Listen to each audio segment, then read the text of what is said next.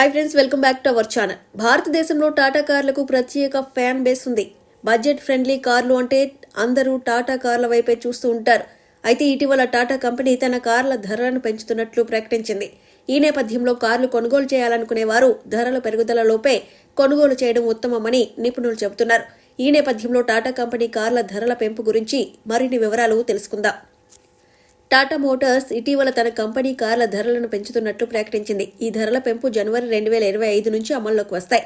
టాటా కంపెనీకి సంబంధించిన ఎస్యూవీలు, ఎలక్ట్రిక్ వాహనాలు ఇతర మోడళ్లకు వర్తిస్తుంది. వేరియంట్, మోడల్ ఆధారంగా 3% వరకు పెరుగుతుంది. పెరుగుతున్న ఇన్పుట్ ఖర్చులు, ద్రవ్యోల్బణం కారణంగా ధరలను పెంపుకు ప్రకటిస్తున్నట్లు టాటా కంపెనీ ప్రతినిధులు చెబుతున్నారు. టాటా నిర్ణయంతో త్వరలోనే మారుతి సుజుకి, హుందాయ్, మహీంద్రా వంటి మరిన్ని కంపెనీలు త్వరలోనే ధరలు పెంచే అవకాశం ఉందని మార్కెట్ నిపుణులు పేర్కొంటున్నారు.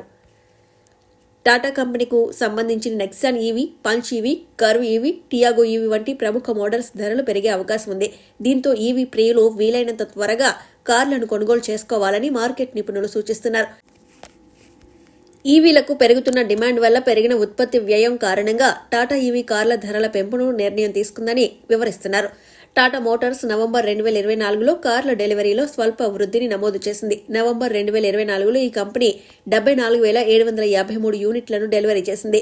గతేడాది నవంబర్లో 74,172 యూనిట్లను విక్రయించింది.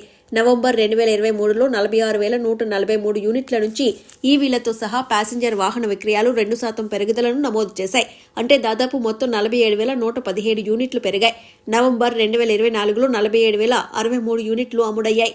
గత సంవత్సరం అయితే 46,068 యూనిట్లు అమ్ముడయ్యాయి. ఇతర తయారీదారులు కూడా ద్రవ్యోల్బణ ఒత్తిళ్లు, పెరుగుతున్న వ్యయాల కారణంగా టాటా మోటార్స్ ధరల పెంపు నిర్ణయం తీసుకుంది. మారుతి సుజుకి కంపెనీ కూడా ఇటీవల 4% వరకు పెంచుతున్నట్లు ప్రకటించింది. హుందాయ్ ధరలను 25,000 రూపాయల వరకు పెంచాలని యోచిస్తోంది.